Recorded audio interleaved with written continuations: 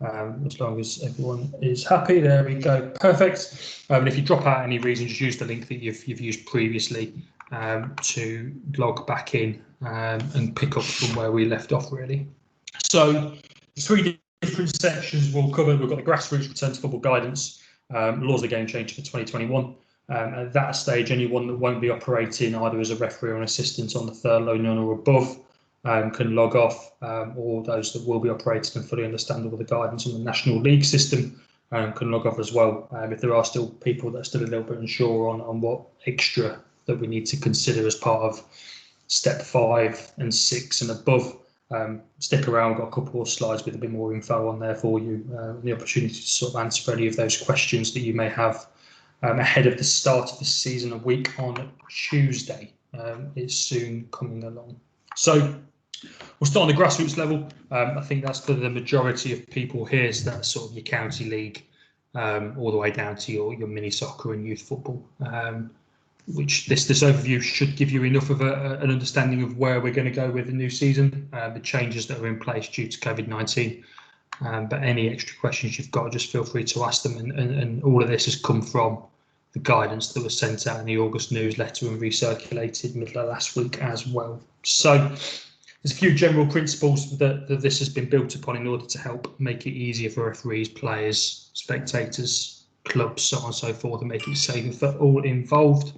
Main one really is to try and minimise face-to-face contact where possible, avoiding that lengthy period where we may have opportunities to be in enclosed space, and ensuring that appropriate hygiene protocols are always in place as well. So we're trying to encourage maintenance of appropriate social distancing measures as well within football, although that is obviously going to be difficult in a sport setting.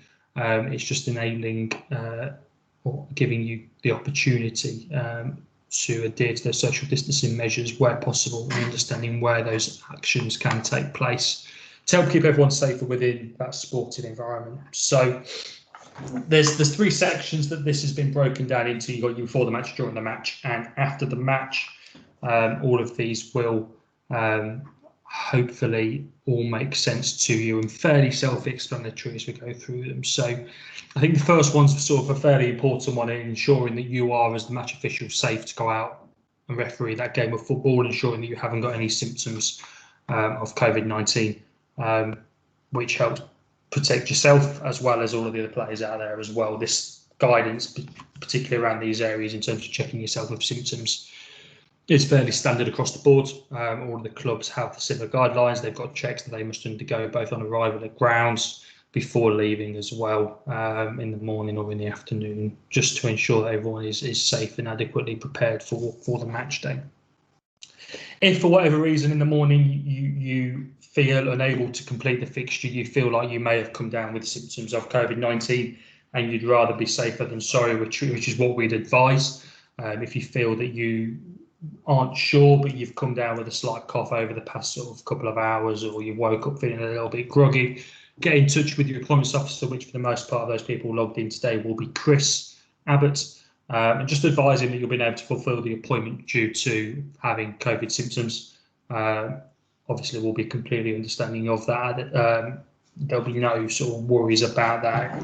We've got to protect ourselves, you've got to protect yourselves, and we've got to do what's right for the game as well without putting people at risk. So as soon as you know, just give Chris a call, explain to him the circumstances, and he'll be more than happy to support when necessary with that. Something just to consider, just to sort of follow in line with FA guidance and government guidance. Please don't leave the house and arrive at football if you've got high temperature above that 37.8 degrees Celsius that we've all become so accustomed to. New continuous cough and the loss or change to their sense of smell or taste. So there are 3 key areas there to look at that I'm sure you are all aware of already, having, I'm sure, seen the news over the past 6 months as well. So keep those in your mind in the morning of a match day or the night before, and just if you're feeling a little bit under the weather, you feel like you might have symptoms or you're coming across those areas, then don't be afraid to give Chris a call. If you can't get through to Chris, you can always try and give me a call as well. Sam, sorry, it's Chris here. Can you hear me? Oh yes, Chris. Sorry, there's always jobs in there. just a very quick one there. Please note, if you do send me a text message or anything, you will get a reply. If it is the morning of the match, I'd rather you text or phoned, because I pick them up easier than my emails. But it's not a problem. It never will be a problem. Just so we can get the communication out there. You'll always get a reply from me to say thank you. I've received your text or phone call. Sorry, Sam. No, that's fine. I was expecting to jump in at some stage tonight, so that's got that over and done with nice and early. Yeah, no, Chris makes a good point. Just get hold of him as quickly as you can. Is whatever is the best method. Chris is always on the phone. You know that these days. He's always available, even in the afternoon. He's only watching Peterborough United lose yet again in the weekend. So can't go, mate, at the moment. He'll be looking for some. He can't now, but he'll be looking for some ways of trying to get out of that anyway. So any time you need him, just give him a call. Upon your arrival at the ground, social distancing is obviously a paramount importance, just to ensure that before the game everyone is keeping as safe as possible. That 2 metres should be completed where possible when meeting managers and secretaries and club welfare officers, COVID-19 officers, so on and so forth as well. If you cannot do so, say it's getting a little bit tight in space, that 1 metre plus rule of the government brought in sort of a month ago now should be observed, just to give you that added bit of protection. So this bit sort of differs a little bit to club guidance, and we're trying to get this cleared up at the moment, and we'll get some more details out when we can. Referee guidance advises that we must meet the COVID-19 officer who will brief us before the game. In youth football, it's also the welfare officer.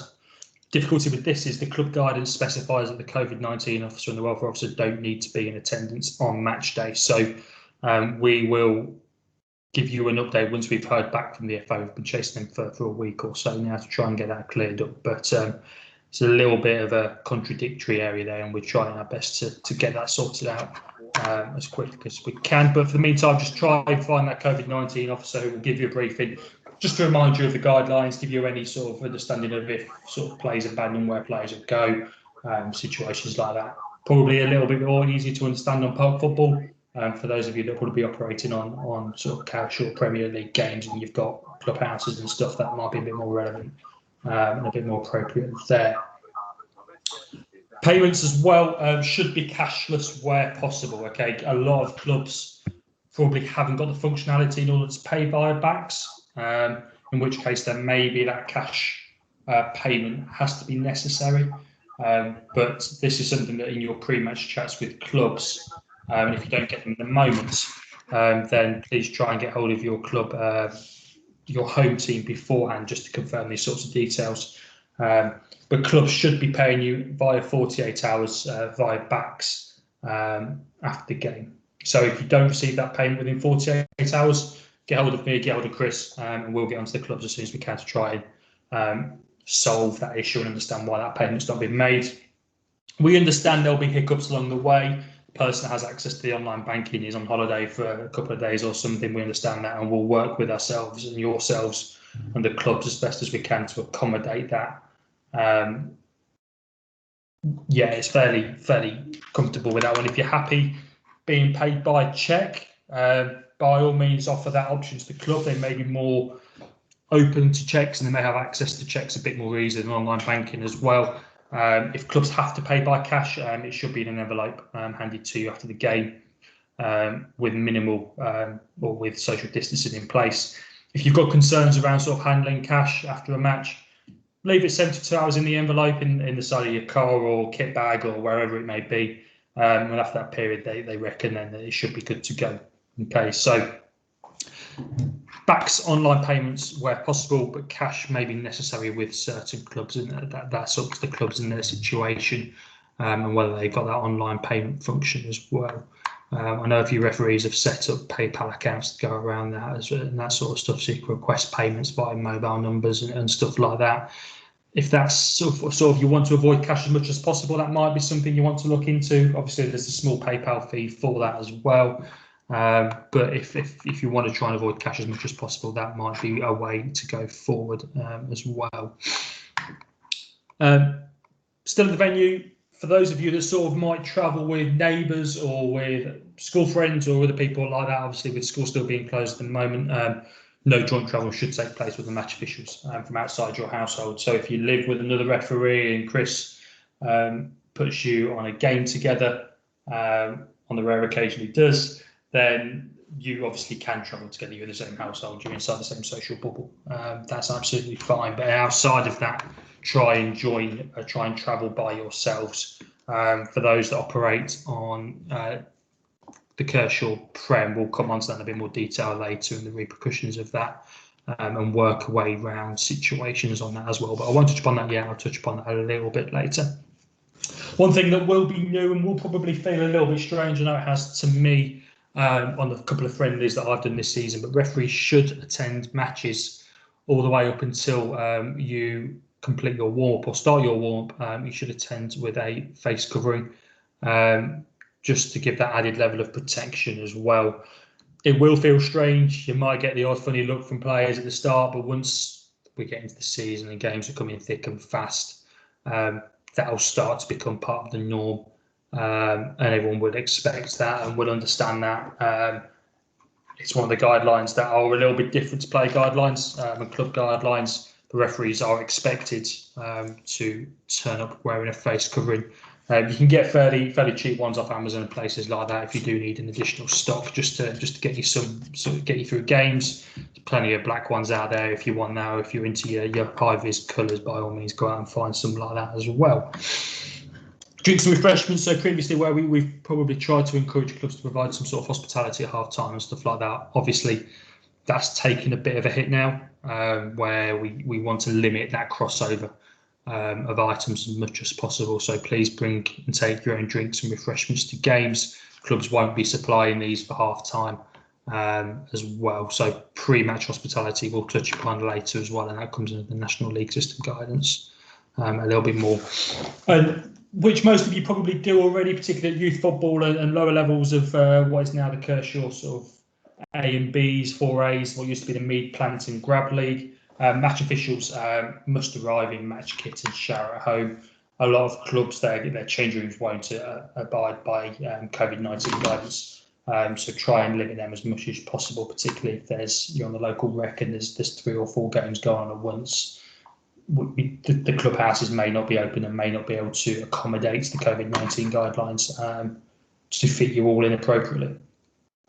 If you are at a venue that does have toilets, obviously they can be limited in certain areas, but these will be made available pre-match, during the match, and after the game for up to 30 minutes. So you have got that opportunity if you do need to use the toilets with the limited access to changing rooms. They will be available for you to use. You may be asked at games for your track and trace information. Hopefully with clubs, when they're confirming details of games and checking up on your payments and stuff, they'll confirm these details for you then. Clubs don't have a referee directory, so that they haven't got those details to hand. They will be on the full-time emails that they receive, but they may ask you to provide that track and trace detail just to provide, which is one of the expectations they need to do. They may have your details already, so they may not gather that information. Remember though, if you're under 18, and I know there's a couple of you on this session tonight, you must provide the details in line with the safeguarding guidelines. So if you're under 18, it should be your parents' details. So just have a chat with your parents beforehand, just make sure that they're happy with that, and understanding that you'll be providing their details rather than your own. Hopefully they'll all be aware of that anyway with the safeguarding guidelines and would sort of expect that to take place anyway. Assistant referee flags. So if you're taking them to games and you're providing them for clubs, please ensure you wipe them down before the game and after the game as well. Teams in the Cambridgeshire County League have been advised that referees may ask them to provide their own flag, which is what we're recommending to clubs, just so that then it's the same person using the flag week in, week out. And it's that they can use it, they don't need to clean it. It limits that crossover and contamination that could be in place. If clubs forget them, then you may have to use your own, so please do take them with you still, excuse me. But try and remind clubs in your pre-match correspondence as well that they should be providing their own flags to avoid that handover and that opportunity of contamination between the two individuals.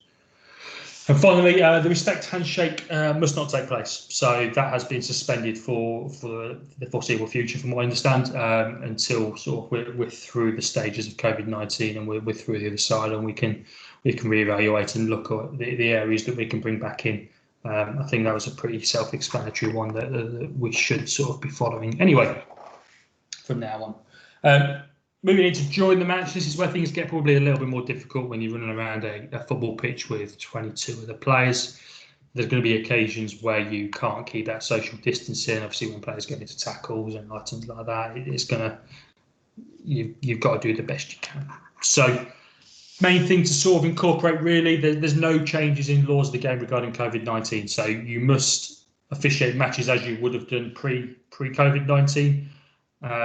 There's one amendment or one not change, but there's an update in law on one of them, which I'll touch on slightly around coughing. I'll come across that later, but don't go changing the laws of the game to accommodate. I saw something on Facebook last week where a referee refused or wouldn't do drop balls. So he basically gave a free kick, but all players must have been 4 metres away, and things like that don't really work and aren't in the laws of the game. So please don't try and sort of bring in your own interpretation of laws of the game. It'll only confuse clubs. It won't help matters. And obviously then if we get an email saying that this and this has happened, then we don't want to be ringing you up and sort of asking questions around that and sort of trying to talk to you about a situation. That's something that we don't want to be doing.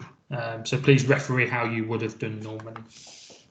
There are some changes around that as well, though. You should observe a 1 metre distance throughout the game where possible. So coin toss is to be done by the referee only. So I know a lot of referees previously would have given the coin to the home team, the away team to call. That's all in the referee's armoury now on the day. You toss the coin yourself, get the home team to call on the day and deal with it that way. Again, limiting that cross-contamination. Speaking to players in play and stoppages, administering cautions, things like that as well should all be done at 1 metre plus. Your interactions between yourself and your assistants as well, pre-match briefings, any discussions you need to make during the game about any discipline that might need to be administered or anything that's happened on the pitch that you might not have seen as a match official, where you discuss instances with your assistants. They must all be done at a metre's distance. Assessment of injured players. Best bet now is if a player's down, try and get within a reasonable distance, but not too close. You can normally tell when a player needs a physio. Just try and get that physio on as quickly as possible. If the player then doesn't need the physio, obviously they've still got to leave the field of play, but it will be limited time frame. They'll just be off and on again. Just make it as seamless and quick as you possibly can, and avoid that getting into a personal space of an injured player. That might be something you have a discussion with the players down, roll on the floor. You might have that discussion with clubs beforehand, saying if they're down, roll on the floor, looking like they need treatment. I might not even ask the player if they need treatment. We'll just get you on, and then we'll deal with that afterwards if they don't need treatment, and we'll cross that if we need to come to it. It just alleviates any of that extra contact and close to space that you don't need to be in touch with. Substitute procedure as well. Keep that meters distance. Spitting is always a good one. Obviously, we shouldn't really be spitting on the pitch anyway. It doesn't give us a good impression on players. It doesn't show the professional nature that we're trying to convey as referees. It doesn't look good. There's no need for it. But try and remind players if they are spitting that they shouldn't be doing so due to the potential contamination that could take place between their saliva and the pitch if players are sliding through and stuff like that. Remember though that it is not an act of misconduct if they are just spitting on the floor. It is if they are spitting at someone, and obviously that falls within a red card offence as per the laws of the game. This is one where there's been a slight clarification more than a change on the laws of the game. In an extreme case where you're certain a player is deliberately coughed in the face of either an opponent or a teammate or anyone else, spectators, or worst case scenario yourselves as well, hopefully it wouldn't happen. But you can take action, you should take action under Law 12 using offensive insulting and or abusive language or gestures. Clarification for that came out earlier this month. So please do consider that in extreme cases where you do see a player coughing in someone else's face. I know there has been circumstances of it already this season in pre-season friendlies. So just keep that in mind in your game. Hopefully, none of us will need to use that, and we'll keep an eye on those that come in with that. And hopefully, if there's any issues with that, we can send reminders out as well. It shouldn't be happening. Shouting occasionally happens. I know it's more of a raising of voices sometimes to sort of manage a situation, and if you're trying to players are in the air and you're trying to get their arms down and stuff like that, you might raise your voice a little bit. Try and avoid that if you're surrounded by players. Try and avoid that. I've lost my train of thought there. Try and avoid talking in a loud space. If you've got no one around you, that's fine if you need to do it, but try and avoid it where possible. If you can as well, remind players not to do so. There's no misconduct if they do continue to do it. It's just reminding people of what they should be doing, the guidelines and sort of the expectations of football. One final thing with that is all of the guidelines that are out there for clubs, for referees, for spectators, for players, so on and so forth. It's not up to you as the match referee to administer them and to police them on match day, if you like, as I've put there, outside the laws of the game. If you feel that clubs haven't been abided by social distancing, spectators are on top of each other, there's been occasions where people just aren't adhering to any of the social distancing or FA guidelines out there. Don't deal with it on the day. Stick it in a report to myself, Colin, Chris on whole game. Even if they're not a discipline matter, they must be reported because we need to tackle these and ensure that clubs are acting safely. Otherwise, we may end up in a local lockdown. Worst case scenario, if we get a high level of COVID cases, and Cambridgeshire so far doesn't appear to have been too bad. We don't want to get to a stage where we're having to cancel league games and stuff like that in a situation where we've got through so far unscathed. Chris? Yeah, sorry, Sam. Just on that, we are going to have to give you an update. We're going to have a bit of a 3-strike policy with clubs. So the first time it happens, they will get an email with a gentle reminder. The second time it happens, they'll get a very strongly worded reminder. If they get reported the third time, they will be called in to meet the volunteer support, or the volunteer support committee will visit them to deal with the matter. So we won't be, if you do have any problems, please let us know, because there will be a 3-strike contact for the clubs. With that though, and knowing sort of that, don't think anything's too small. If it's a case of there was a small pocket of spectators not social distancing and were getting in each other's space and opposition space and things like that, just report it. Nothing's too small to report when it comes to situations like this. We don't want to be in a worry of thinking, there's only a smaller sort of situation with it. Don't worry. I'm sure with that 3-strike policy, we'll be quite understanding when it comes to small items like that. If it's only the odd person here or there, we might be a bit more lenient to understanding of that. I think it's more when those big areas come into play and there's high levels of ignoring guidance and levels around there. Joe, I've got your question. I'll come on to that in a minute. I have got some guidance on that. It's more in the National League system, but I will skip to it ready for the county leagues as well.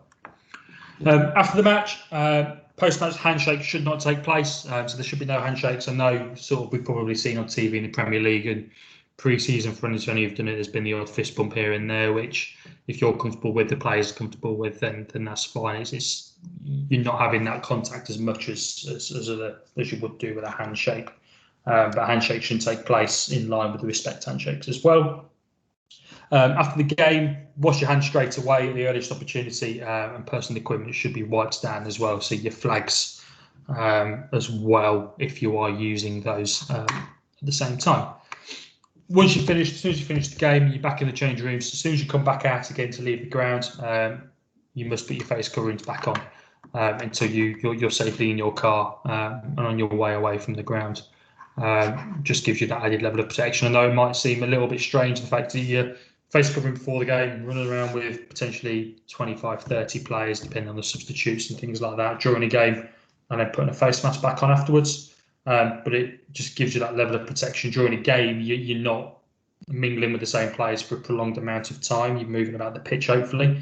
After the game, you could be discussing with people for a lengthy period of time certain things in the game. You might be in the hospitality section after a game.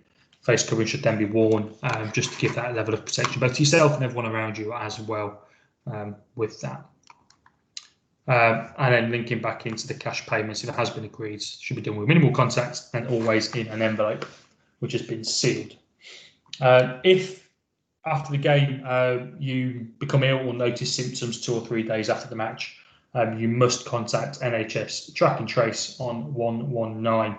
It might also be worth dropping us an email as well, it will be worth dropping us an email as well so that we're aware, and we can take you off any games of the weekend that Chris has appointed you to for that weekend, and we can close you for the following weekend as well to give you that 14 days period of rest and recovery. And we can also then make contact with clubs as well where necessary to advise of the situation that has arisen. Specific guidance, just linking into sort of youth football as well. As we spoke about with the COVID-19 officer and welfare officer in youth football, make yourself known to them. Obviously, there's that slight difference in guidelines at the moment that we're working to try and gather a clearer understanding on. Of if neither of those have arrived or are out on match day, then we will try and work out who the next best person is to speak to. Safeguarding wise, again, just a reminder, under 18 referees should be using your parent or carer's contact details rather than your own if they request it for track and trace. Youth football, you might have the odd occasion where a player asks you to tie his or her laces. It's not recommended to do so now as well for obvious reasons, so try and point them towards the coach.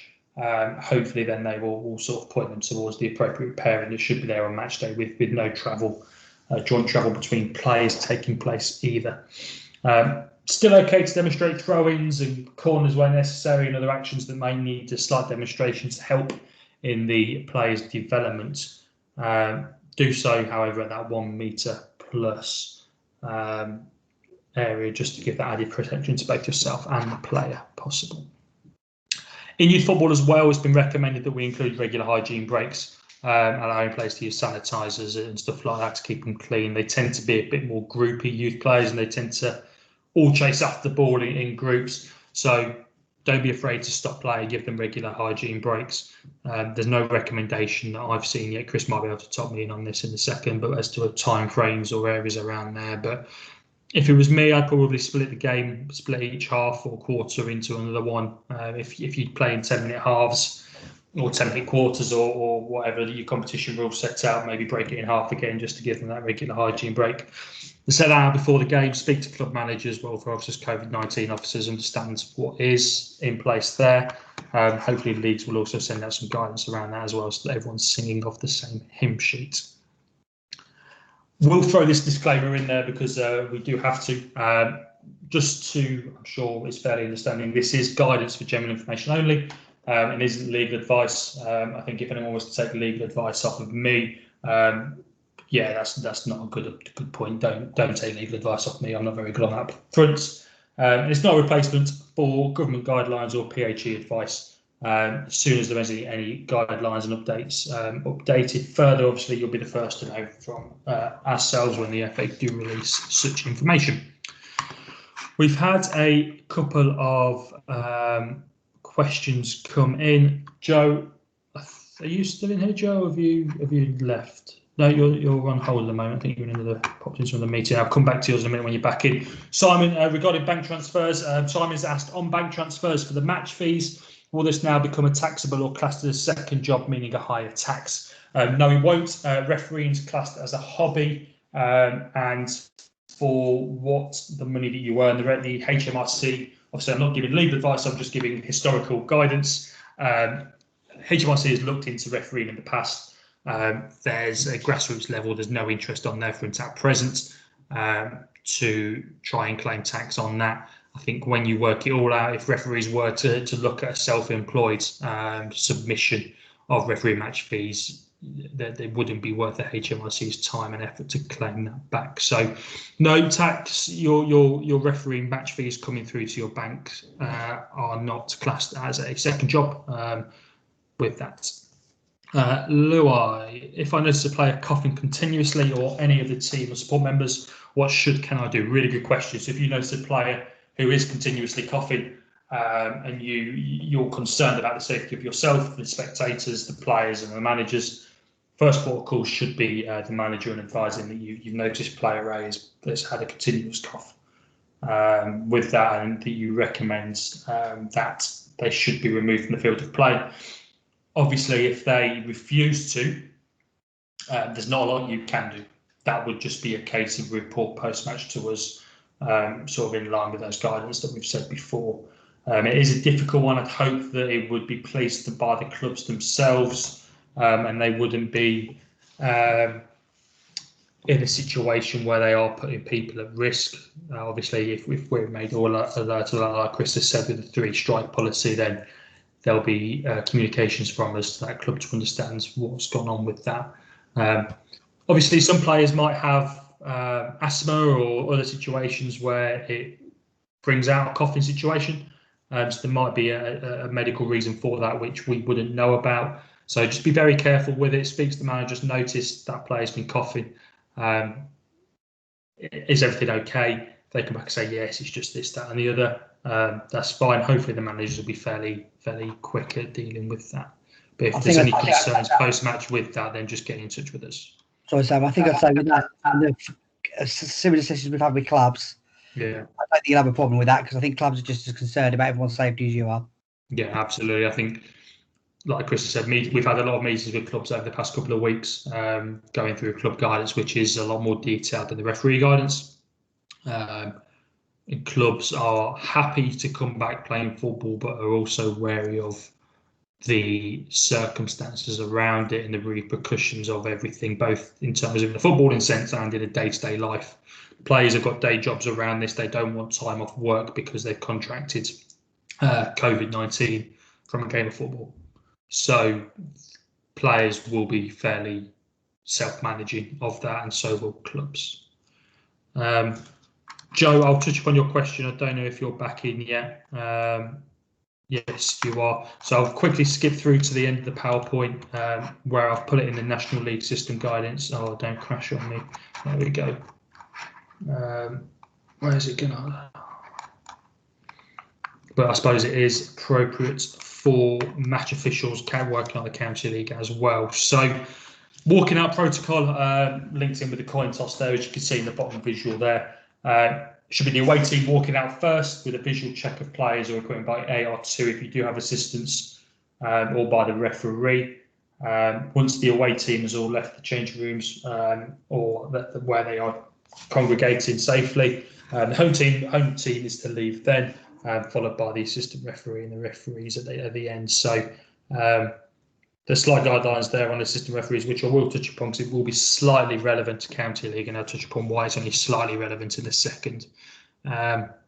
Assistant referees are 20 field of play, check goal nets, and then go straight to the touchline. Not where historically assistant referees have witnessed the toss to avoid too many people congregating in the centre circle where there's no need for that anymore. They head straight to their touchlines and leave the referee to conduct the coin toss with both captains only. Just limits that number of players there. Chris, I'm going to let you explain what's happening with the County League. If we're in a position to at the moment, I'm not sure where we stand with. Okay, where we are at the moment is with the Kershaw Premier. Yes. Yeah. Just a couple of things on that. First of all, I know Sam mentioned earlier a Mead plant and grab. That doesn't exist anymore. Kershaw's are sponsoring the whole league, just to give you a little bit of an update. Where we are with assistants at the moment, the committee originally said that, well, how do I put this? We are not going to appoint necessarily assistants to every game. We will look at the games on the merit. Our aim is, if we can, to appoint assistants to every game. But before Christmas, because of the logistics of joint travel, and obviously current situation with potential referee shortages because of a COVID actor, the committee have said that we can look at the games and not necessarily, if we haven't got enough officials, not appoint to the Kershaw Premier. So basically what will happen is there will still be assistants appointed, and we'll try as much as possible to appoint assistants. However, that won't necessarily be the number one priority as it has been in the past. I think that's the best way of describing it, Sam. Yeah, sorry, Chris, I dropped that one on you there, didn't I? Yeah, no, basically, guys, in previous seasons, I would start on the Kershaw Prem and appoint 3 officials for every game. Now I have more scope not to do that. There will be some games that we'll identify where we feel that assistance will be needed, and we will put them on them. But there may be some games that we decide because of logistics and travelling, etc., we don't. But that will be a decision that's made sort of between myself and the guys in the office going forward. Thanks, Chris. It's probably worth saying that there was very mixed views from clubs in the Kershaw Premier around this. And for those that probably attend the first few games, you may hear some strong opinions from certain clubs around that. Just to give you a heads up on that, it's one of those things that's been taken in their best interest in terms of costs, because I'm sure you can imagine that with 3 assistants travelling separately, there's a substantial cost increase with that, no matter how close we keep the officials. You don't want the same officials against the same club all the time, and the same clubs don't want to see the same officials all the time. Some clubs don't want to see any officials at all sometimes, which, there you go, we get that. It also allows us to cover more games this year. The County League have accepted a good number of teams into the league, so the divisions are bigger compared to last year, so there are more games that do need covering. And for those of you that will operate in the Thurlow as well, the adjustment of the Thurlow Premier Division to a step 5 and 6 referee, which is formerly a level 4 referee, also requires additional assistant referees. So there's a bigger demand on match officials from a county and appointment perspective. But the main one really was around the cost associated to appointing assistant referees on clubs.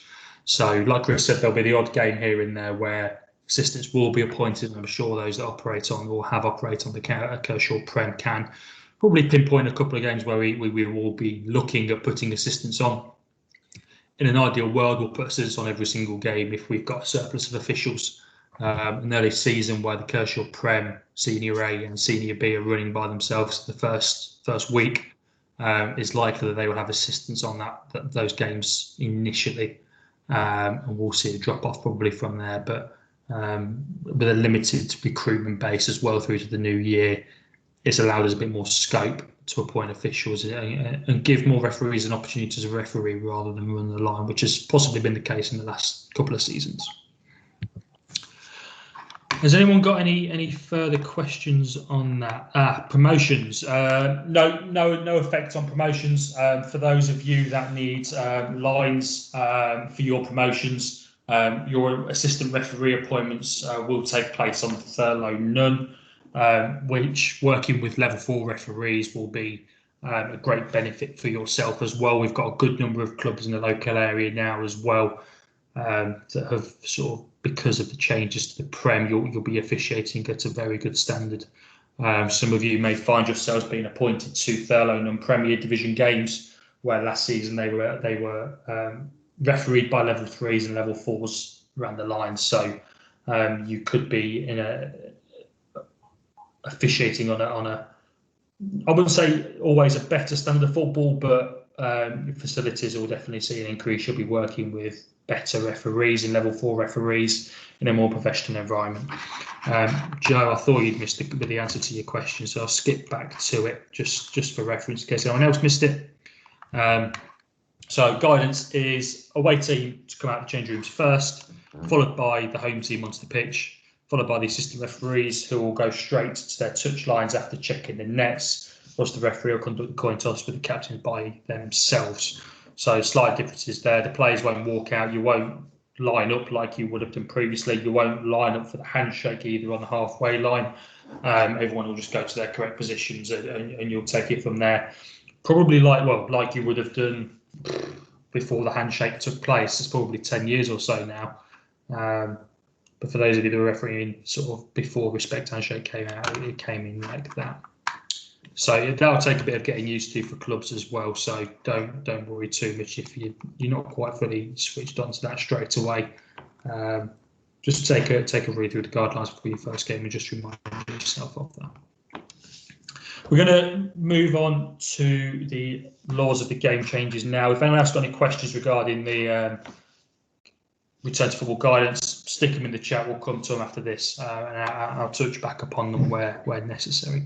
The good news is, unlike previous seasons, there are a hell of a lot less changes in the laws this season, and a lot less major changes A lot of them are just changes in words. The biggest one really is around handball this year, which makes some slight adjustments and helps us understand handball a little bit easier. But there's no big changes, no complicated changes to get your head around. Kicks from the penalty mark we're going to start with. So historically, if you've cautioned a player during the game, that caution has carried through to kicks from the penalty mark in county cup competitions, FA competitions as such. That doesn't happen now. So as soon as that game is finished, and if you've cautioned a player before the game, that caution has stopped there and doesn't continue. So if you do need to caution a player during penalty kicks, and it's their second caution in effect, they're not dismissed from the field of play. They just receive that new first caution. So just take that into consideration that you don't need to carry that over. Warnings as well. So if you've given someone a final warning on that, obviously there'll be nothing really, I'd have thought, with kicks to the penalty mark that you'd need to sort of book a player for persistently infringing as well. So just bear that in mind on the first time it comes to it. We don't get many occurrences of that taking place anyway, of second cautions taking place in penalty kicks. It's more just the one of understanding that kicks sort of are there just to, or kicks to the penalty mark are there to define and give a full-time result at the end of the game, just to give us a result, and discipline shouldn't be carried forward for that. If a goalkeeper does commit an offence during kicks to the penalty mark and the kick is retaken, the keeper is warned for their first offence and is cautioned for any subsequent offences from that. So think of offences the keepers could do during kicks to the penalty mark. You've got encroachment, you've got the repeated crossbar and post, shaking, hanging off crossbars, things like that, markings on the pitch. Warn them the first time. If they continue after that and you've got that caution to do, you wouldn't go straight to a caution like you necessarily would have done with encroachment prior to this season. You give them that warning first and then caution if they continue to not heed your advice. We'll put it as. An interesting one is if both goalkeepers and the kicker commit an offence at the same time, the kick is recorded as missed and the kicker is cautioned.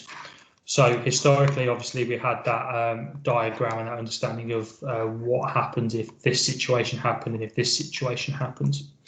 The idea behind this change is that a goalkeeper tends to commit an offence such as encroachment, if a player commits an offence themselves, such as stutters in the run-up, that forces the keeper to move early and move off their line, which is why it's been decided that if they both commit an offence at the same time, it's the kicker that should be punished rather than the goalkeeper. In terms of changes to the kick being recorded as missed, obviously that's something brand new. Previously, if it was missed or saved, and it had been retaken, and both players would have been cautioned. And if it was scored, the goal would have been disallowed and would have been retaken as well. Now it's recorded as missed. The kicker was cautioned. You move on to the next penalty.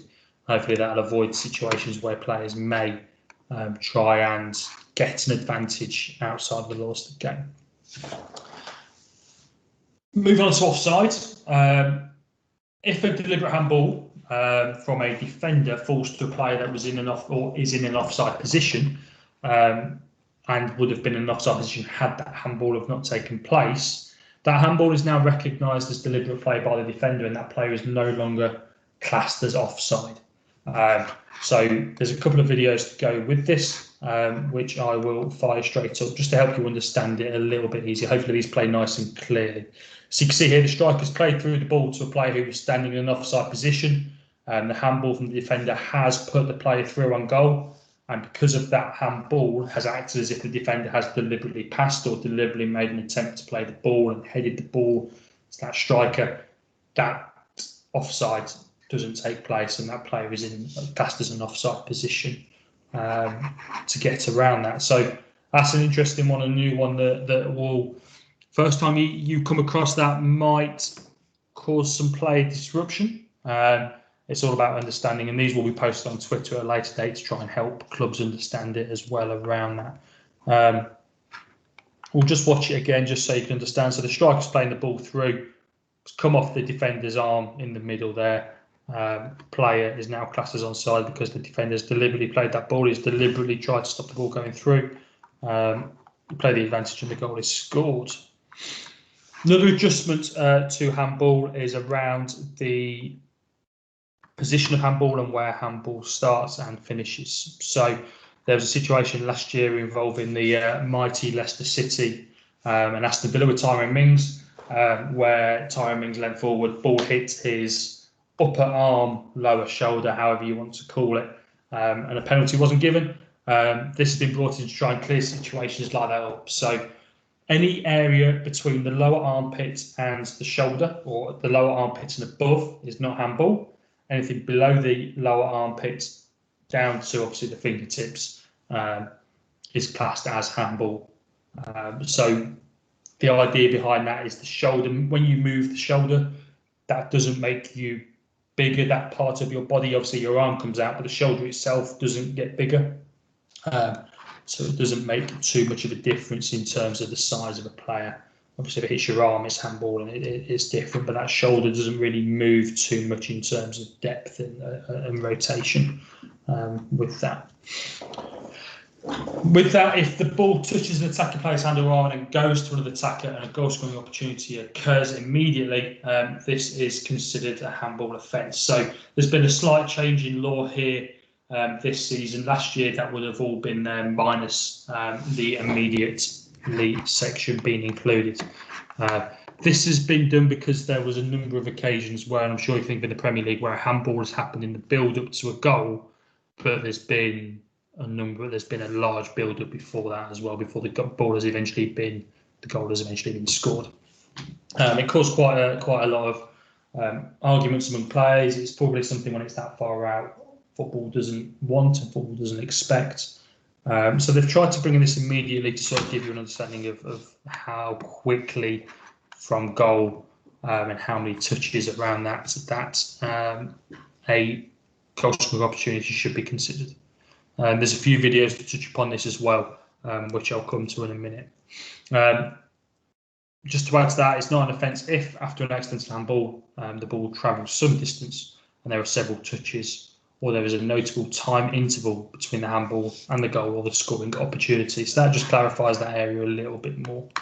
So I'm going to watch two videos now just to give examples of accidental handball, which have immediately given the player a goal or a goal scoring opportunity. So this is situations where you would disallow the goal and give a direct free kick. So this one involves Gareth Bale in Real Madrid versus PSG, where he flicks it up there. You'll see better from the other camera angle in a moment. He brings it down on his arm there, which we would consider that as an accidental handball. He's not tried to bring it down on his arm, it's just popped off his arm. But that is an immediate goal scoring opportunity and it has resulted in the immediate goal. It's straight away, we would disallow that and give a handball. Football doesn't expect goals to be scored where a hand has been involved immediately from that. Another example here, you'll see the player in red and white there from Monaco. The ball drops over to him, comes down off his elbow and drops to his feet. Again, you'd consider that accidental because his arms are within his body. He's not made his body unnaturally bigger, but because it's come off his arm and led to a deliberate or a goal scoring opportunity and a goal in that case, we would disallow that and give a direct free kick. A couple of examples here where exactly the same, but it has come from a teammate immediately for a goal scoring opportunity. There's one example here that we may also remember from earlier this season involving Tottenham and Man City, which seems a long time ago because there were spectators in the ground. Didn't see it very clearly from that angle, but when you see it from this one, you can see it's come off Bernard's arm there. Without that coming off his arm in the middle of the park just here, it would have fallen to number 28 at the back post and probably have been cleared. Instead, Jesus has obviously picked that up and has scored from that. That handball has created a goal scoring opportunity because of the deviation from the ball and the arm.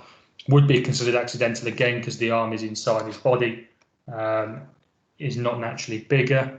You can see there when it hits, his arm's inside. They're trying to head the ball. There's no deliberate attempts there to deceive and handle the ball because it's fallen to the striker here rather than following its natural path of trajectory. We would disallow that again and give a direct free kick.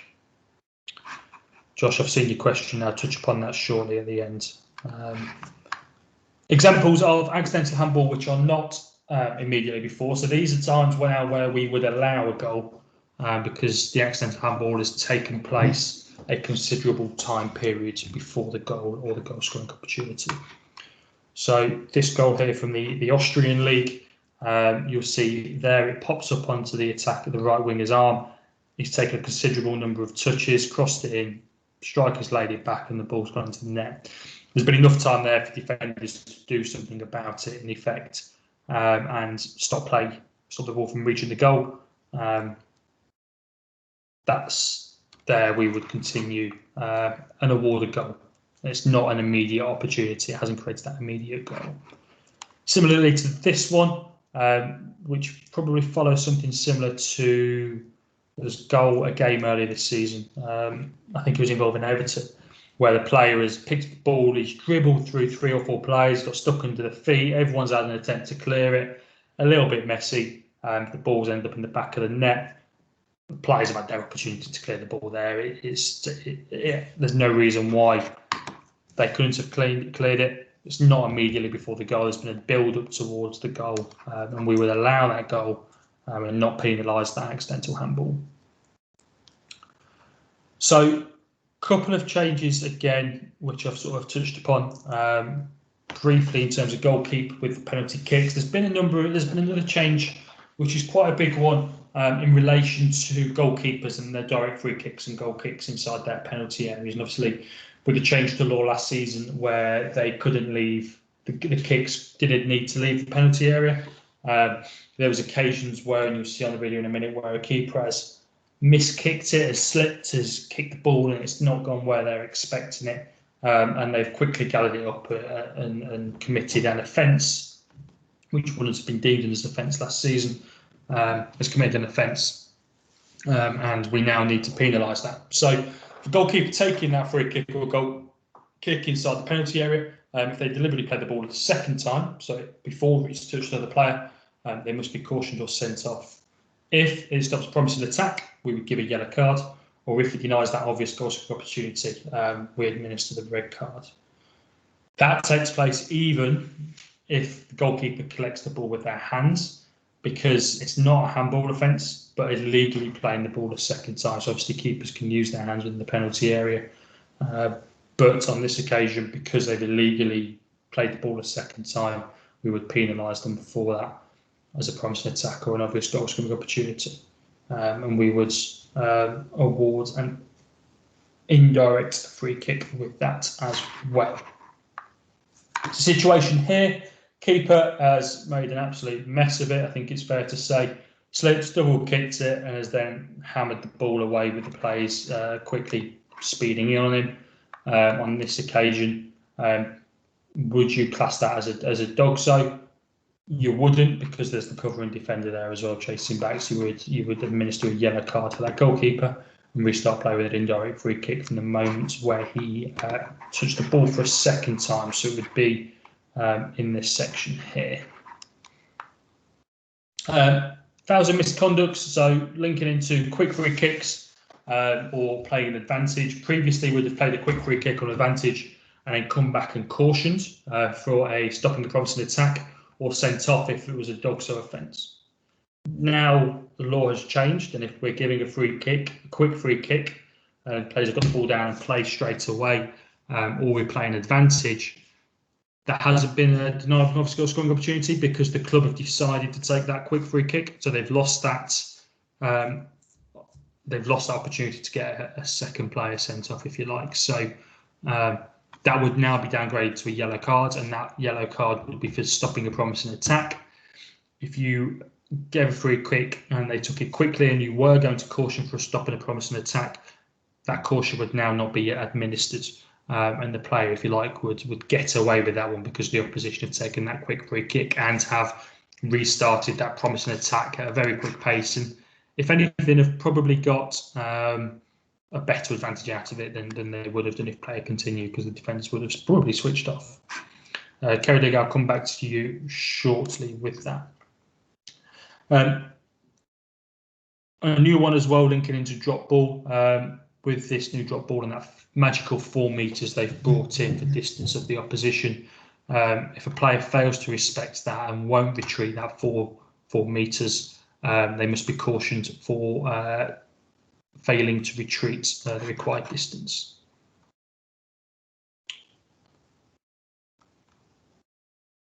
And we touched upon that one earlier in kicks of the penalty mark, and it's also sort of relevant in penalty kicks as well. And if they offend at the same time as a take of a penalty kick, and the ball misses the goal or rebounds from the post or the crossbar, the goalkeeper is no longer penalised. So, for example, hopefully, I'm not sure how you can see these, whether it's a bit jumpy, but I'll get these sent out afterwards to everyone.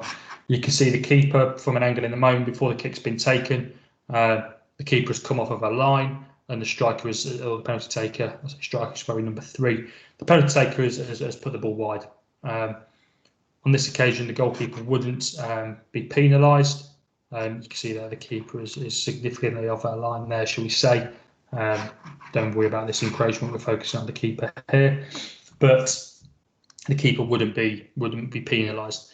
The only time we would penalise the keeper here is if they do it so much so that it does put off the striker. However, the chances of that happening, that rarely ever happens, which is why I sort of deliberately left that bit off the text. We wouldn't want to draw attention to ourselves more by doing something no one would expect it there. That one's more for a VAR situation. I think in that situation, and if we saw that video again, I think if we saw a keeper that was off a line by that much, would we do anything at the moment? Probably not. So let's not now bring something into ourselves and go against law at the same time. This is probably giving us more ammunition there to help us and support us with that. Linking back into the offences, they must be warned after the first offence. Anything further than that, they must be cautioned.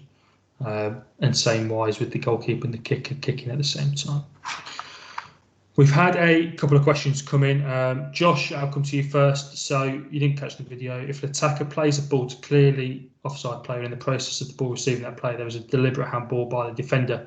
It is not offside. That's correct. Yeah, that's right. So if a defender deliberately attempts to play the ball and successfully plays the ball and plays it through to the defender, whether that be through a pass, a handball or a header, that player is no longer in an offside position. The assistant referee shouldn't raise their flag. I'll get these videos circulated after the game, after the WebEx, so that you can see it. Kerridig, if the keeper drops it and there are no players within 20 yards but kicks out anyway before anyone can react, is that still a yellow card? I.e. a yellow card for double play is the basic response. Good question. If there's no one around, they've not stopped a promising attack, they've not denied an obvious goal-scoring opportunity, I would just give the indirect free kick there if no one's responded and no one is around that goalkeeper in that situation. Again, if they pick it up and drop it in that situation, again, if there's no one around them, indirect free kick, let's not draw attention to ourselves and give a caution there when no one's expecting it. It's all about managing that game there and managing that situation. So that's it really for the grassroots level stuff. If people want to stick around for the National League system updates, there's an additional few there. For those of you that are hoping to work on the Kershaw Prem this season, it might be appropriate for you as well for when you're working with assistants, because it will be appropriate. And for those of you that are wanting to act as assistants on the Thurlow None, it will also be appropriate for you as well. So those of you in the promotion scheme or intend to apply for the promotion scheme, hang around. For the rest of you, thank you very much for your time. I told you we'd be about an hour. We've been about an hour so far, so this area will take 5 minutes. So if you want to stick around, I'll give you 10 seconds and then I'll get cracking.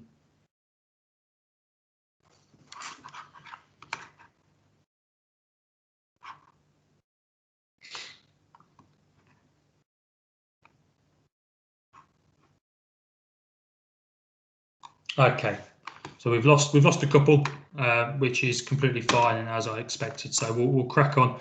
Everything else is the same that you've just seen as the grassroots stuff. There are some additional areas to cover, which I'll touch upon now as well. So joint travel has been abolished for the 2020-21 season. In Cambridgeshire, it's been done till at least Christmas while we analyse and see the guidance. The FA have said until for the considerable future. So again, we'll wait and see what government guidelines say, but I would suspect that we probably won't be in a position to joint travel for the whole of this season. So take that into consideration on your games and your pre-match planning. We'll certainly be taking that into consideration on the appointments when assistants are appointed. Obviously, the mileage cap is still in place. For those working on the Thurlow Nunley, there is also a mileage cap that is in place there. We work quite well with the Thurlow Nunley on that appointment, and we'll obviously do our best to ensure that those assistants that go out will be within that remit between the three officials. Level 4s, obviously, you're aware of the situation with John Tithcott and the appointment officers for those of you that are going around the country and university as well. We're not recommending public transport. I think for the majority of us, we probably wouldn't use that anyway. That's probably more geared at our London colleagues that are working around London and use the network.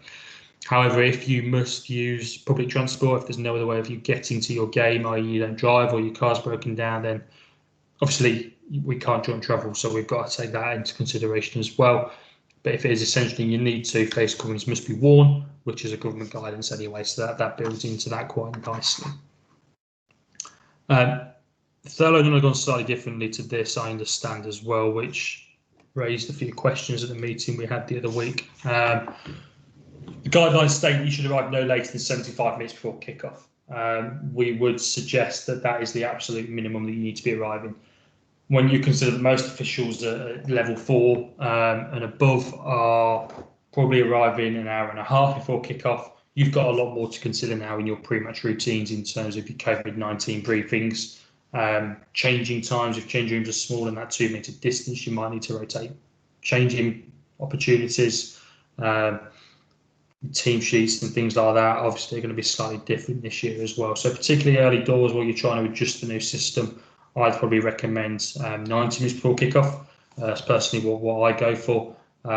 But no later than 75 minutes. I know the Thurlow Nunley have said no earlier than 75 minutes, but we don't think that leaves you anywhere enough time to conduct everything that you need to, particularly now spectators are coming back in to the ground. We would strongly recommend that match officials get there before spectators do, 1, for safe arrival, and 2, to limit any travel in the winter when we may be needing a pitch inspection. And if we're concerned about the state of the pitch, the last thing we want to do is get all the spectators in previously anyway, more so now with limited with social distancing in place. We don't want to get people in the ground to send them back out again, as that will cause problems. So definitely try and be there no later than 75 minutes before the game. If any of the level 4s on the chat want to have a quick chat about around that, just give me a call. That's not a problem. If you have been appointed a coach or an observer, their contact should be absolutely minimal throughout their attendance at the game and the social distancing.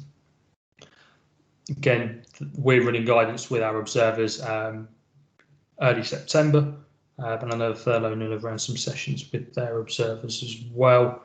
I understand some observers will probably still want to hear your pre-match routine, your pre-match chat. That's absolutely fine, and you make use of the outdoor space with that. Face coverings, they should be following the same guidance as well. After that, I'll touch upon in a moment, but pre-match briefings will be completed. Post-match briefings won't be completed at the ground. They'll be completed away from the ground, either via phone or via video conferencing. So it's a little bit different there for you as well. Arriving in a tracksuit, polo shirt or trainers, which has been fairly standard on the Cambs County League for a season, I think, or 2 now. I think referees have gone more down that route recently, which is absolutely fine. For those operating at a higher level, obviously, we're used to attending in a shirt and tie or the equivalent. A bit more of a relaxed atmosphere now, a bit more of a relaxed dress code. All I'd say with that is there should be no jeans.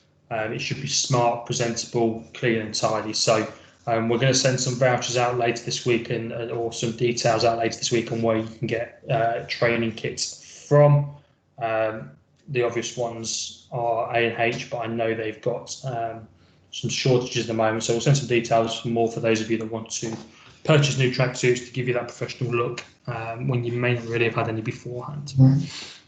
Referees should clean AR flags before and after use. And ARs could use their own flags if they prefer to.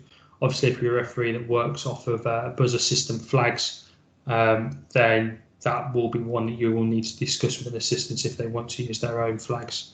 I know we've got Matt and Jake with us. I worked with them last week, and obviously I took wipes. They took a wipe, grabbed the flag with the wipe, and wiped it down that way if they wish to. So there's ways around it. Just make sure you've got the appropriate level wipes with you and PPE in a way, effectively, your sanitizer and stuff like that, to just make that assistant comfortable using your buzzers if you do use buzzers.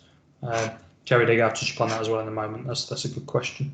And your play check should be visual only. So I think we've gone down that route in previous years anyway. I know historically some of the more experienced match officials amongst us may have ran hands down studs to make sure there was none missing and they weren't sharp and stuff like that, but they should only be a visual check now.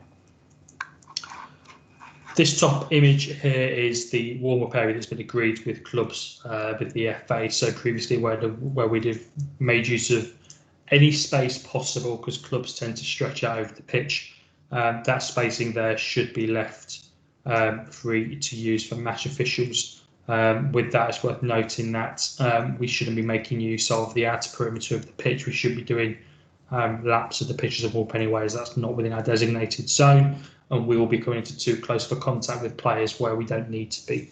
So try and keep within that sort of area there. There's probably 20 yards either way, the halfway line, so you've got a good 40-yard space there to make use of to do shuttles and warm up adequately ahead of the game.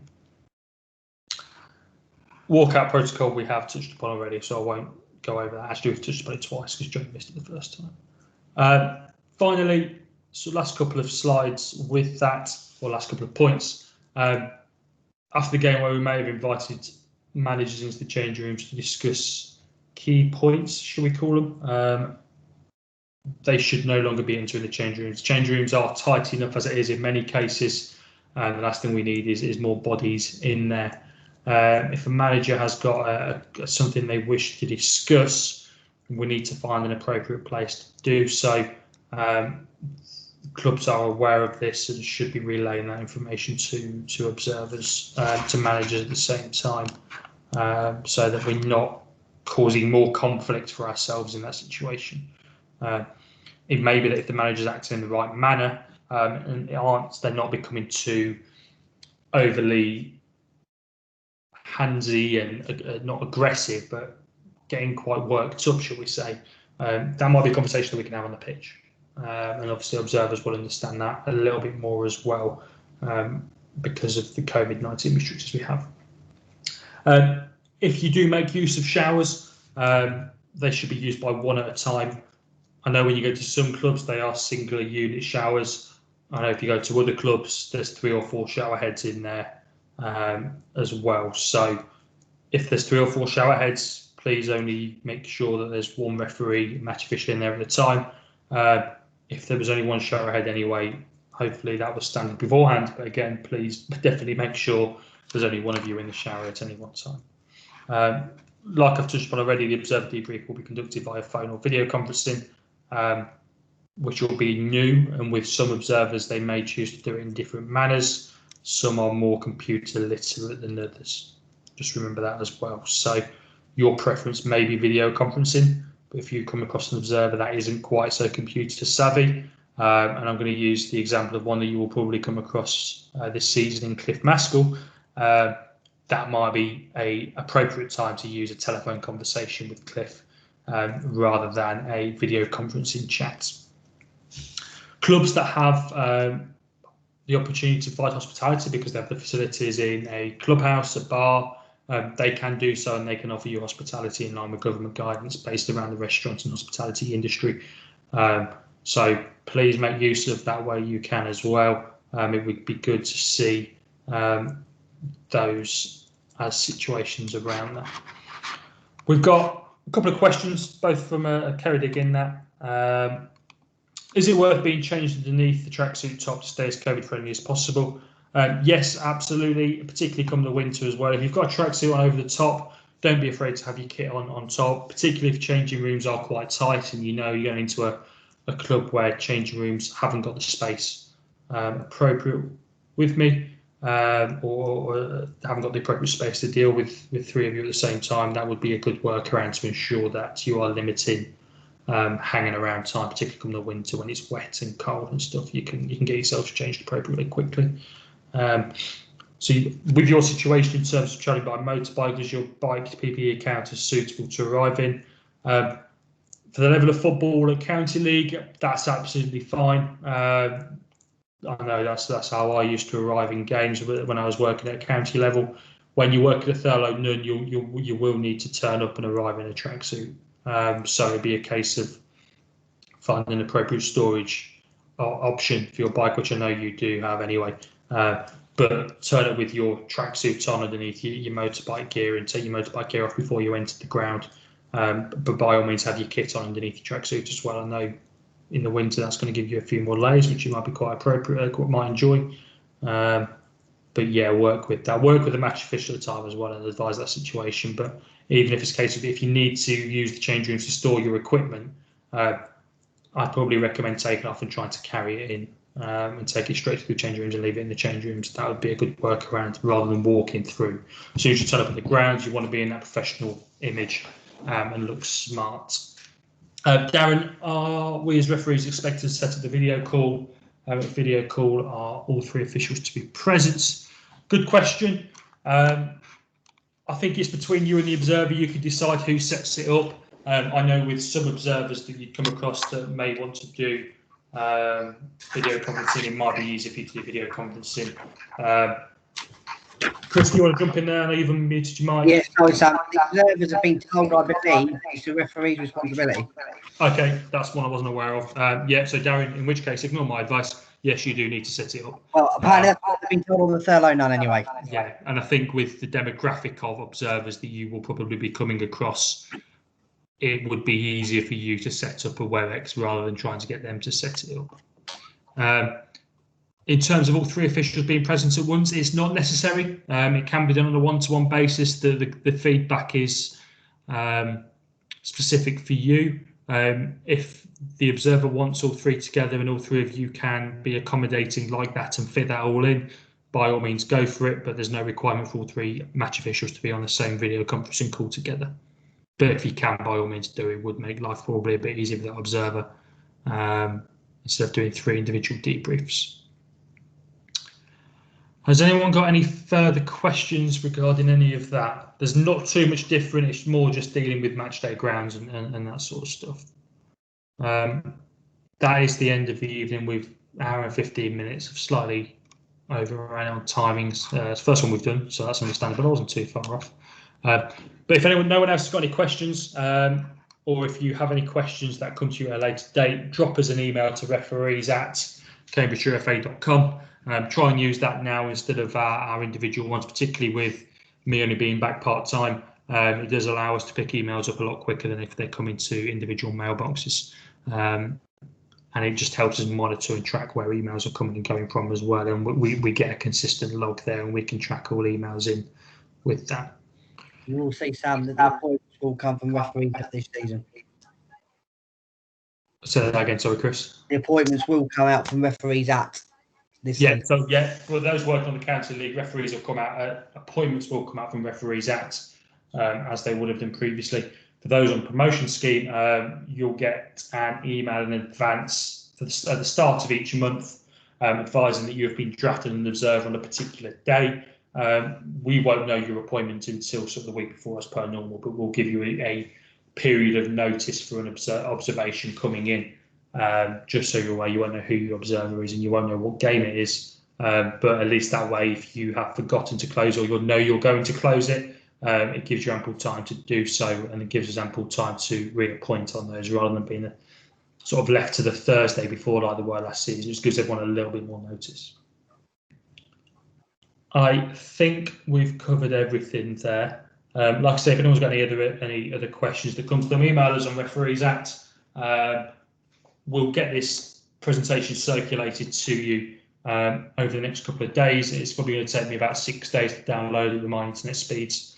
But I'm in the office Wednesday, so I'll try and get it done then. In the meantime, thank you all very much. Have a good evening. Stay safe and well, and enjoy your football when we're back. and hang around for a minute or two in case anything comes to anyone as well. But you're free to go. Thank you.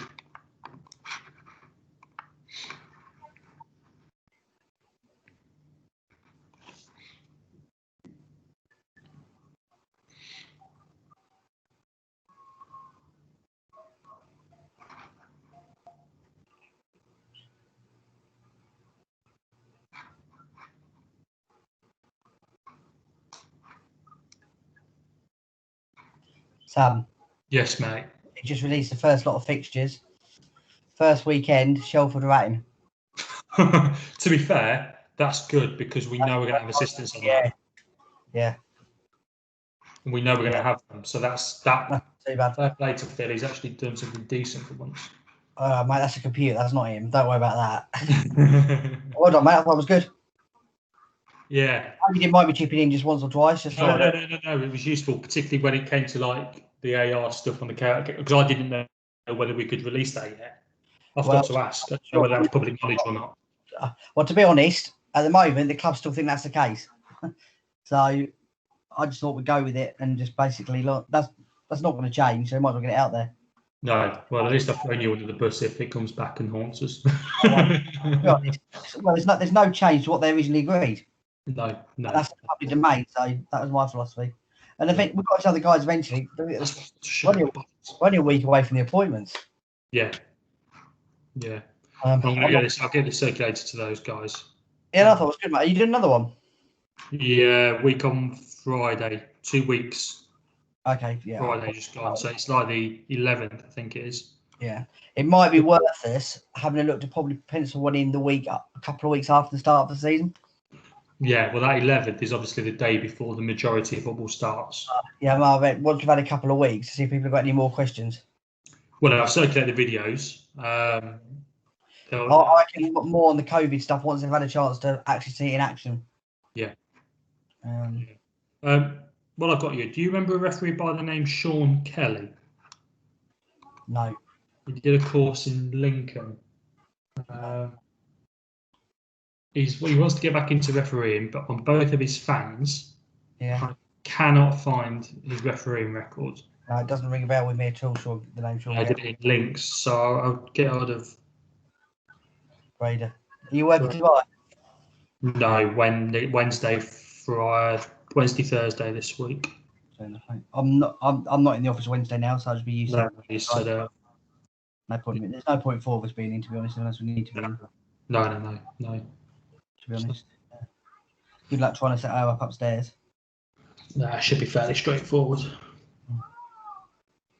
Should be. We'll find out. She definitely wants. She wants to be up there for me. She don't want to be downstairs for a reason, does she? I don't know. What's up with her? Suits me. Well, no, I think it's to do with. She was speaking to me about it. It's because she's crap at stopping people coming in, isn't it? Yeah. So because she's working from home, whenever it is or whatever it is on Fridays and stuff. Yeah. You need someone there that's there consistently. So. It's me. That's you. To be fair, it'll be a lot more helpful when I'm doing appointments and stuff. You'll be able to lock yourself away. Yeah, exactly. It'll be easier for me in that respect. Well, I can just pop in on a Monday. Weekend, can't you? Yeah. Yeah, we'll be there, mate. Yeah, no, good, mate. I thought. No, mate. Anyway, I'm gonna shoot because we have a bit of a chill out night. Yeah, I sort some dinner out before the missus gets home and tidy up. Otherwise, I'll be in the dog. Yeah, no, you got to place, mate. You're in the doghouse. Oh. See you, pal. Cheers. Bye.